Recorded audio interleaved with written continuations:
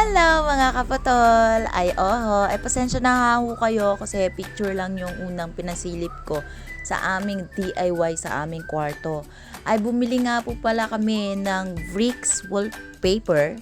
Ngani, mga kapatol, ito yung mga dinidikit sa dingding or sa wall kapag hindi pa finish or wala ka pang pera na pang pa-finish sa iyong bahay. Etong pinambili ko dito, kasama pa ito doon sa binigay ni Tita Julie Cove na padala niya sa amin noong nakaraang araw. Kaya naman, syempre, ay bis in anik-anik ako at mahilig ako sa gamit. Kaya sabi ko, ay ibibili ko yung 1,000 ng bricks wallpaper. Ha, diba? Tapos, napakaganda siya mga kaputol. Very satisfied din talaga kami dito kasi nga, kahit na hindi siya finish, pwede siyang ilagay, tapos sobrang dikit nga niya, hirap na hirap kaming magdikit dyan kasi talagang dumidikit talaga sa mga bawat daliri mo. Tapos syempre kailangan maingat kasi kapag hindi maingat yung pagdidikit sa kanya ay magbubol-bol, ay sayang naman ang tato. Puti nga pala yung pinili ko guys kasi nga ang team ng kwarto ko ay white and pink. Diba? Babae yarn! Sobrang hilig ko din talaga sa pink mga kapotol. Ay sabi nga ni Mr., bakit hindi pink yung wallpaper na binili mo? Bakit ba? Hindi, white lang talaga yung pinili ko kasi mukhang malinis tignan, tapos mukhang aesthetic tayo tignan, ganon. Bale, uutay-utayin ko lang din talaga yung kwarto ko mga kapotol kahit hindi pa siya masyadong finish, hindi pa siya talaga masyadong ayos kasi kalilipat lang syempre namin. Alam nga namang agad-agarin niya kami. Ay for the go. Hoy!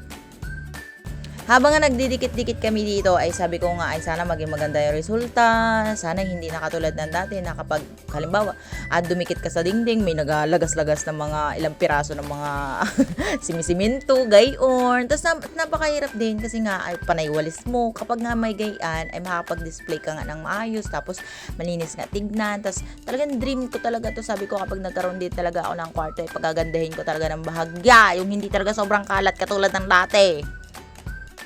Tapos kahit nga sa pagpapaganda ay utay-utay laang na ginagawa namin ng paraan ni Mister. Tapos tulong-tulong na lang din talaga kami dyan tuwing hapon. Kasi nga syempre kapag nasa trabaho ako hindi ako makakagawa dito sa bahay. Kaya minsan inaabot kami ng alas 10, inaabot kami ng alas 9 sa pagpapaganda. Minsan sabi ko, hala, tayo na lang yata yung nagapukpok sa gabi.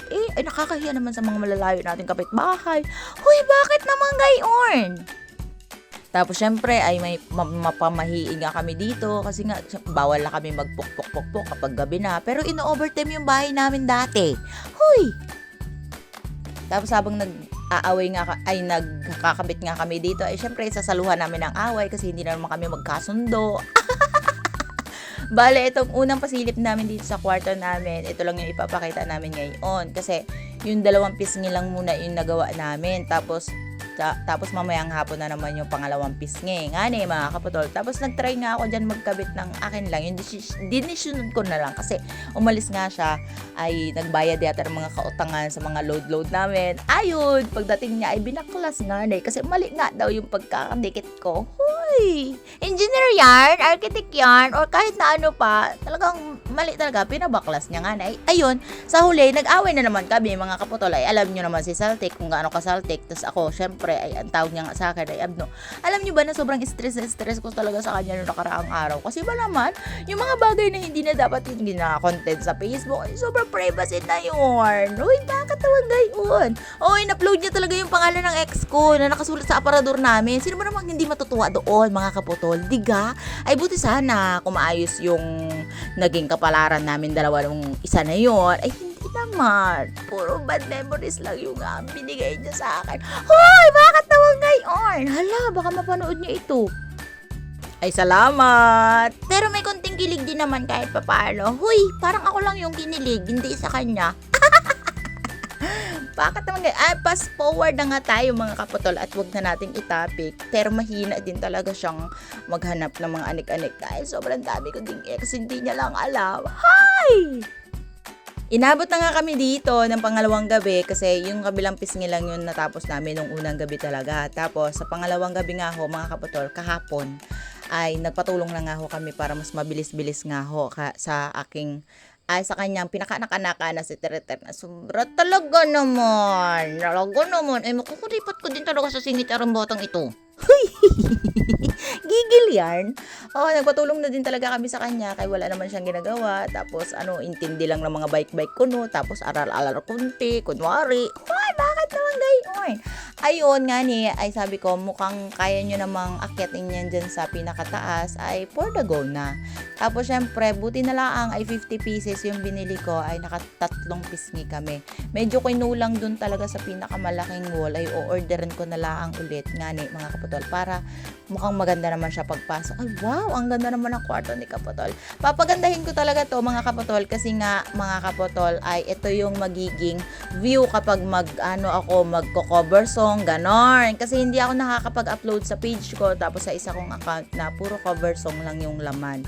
Ay i-follow nyo yung aking page ko, Kaputol Vlog 2.0 at Rona Padua Sibugan. Hay! Bakit gayon? Sibugan na yung apelyido. Asawa yan. A-award naman tayo ni Celtic din eh.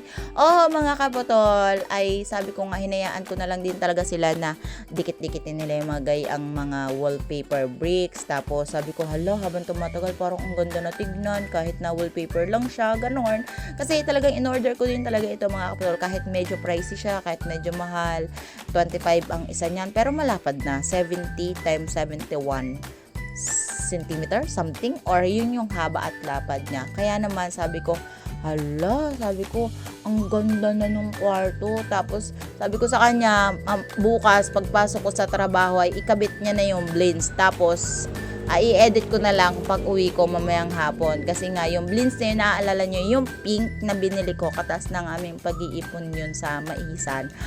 Uy, bakit naman gayon? Na-inspired na naman kayo. Tapos na nagagamit na namin ngayon. Tapos nakakatawa kasi yung mga binibili-bili ko dati ng mga gamit nakakabit ko na. O diba? Tapos nauutay-utay ko na din ngayon na sa mga gamit namin dito sa loob ng kwarto.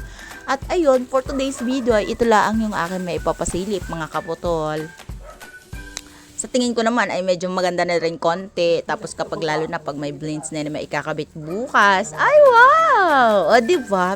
Makeover lang konti sa ating kwarto kahit hindi tayo mayaman. Ay talagang maging creative din talaga tayo at mag-DIY. Eh pwede na yan! For the go! For today's video ay ito lang yung aking maipapakita mga kapatol. Maraming salamat sa inyong panunood. Huwag nyo kalimutang i-share ang aking vlog ngayon. Happy yarn!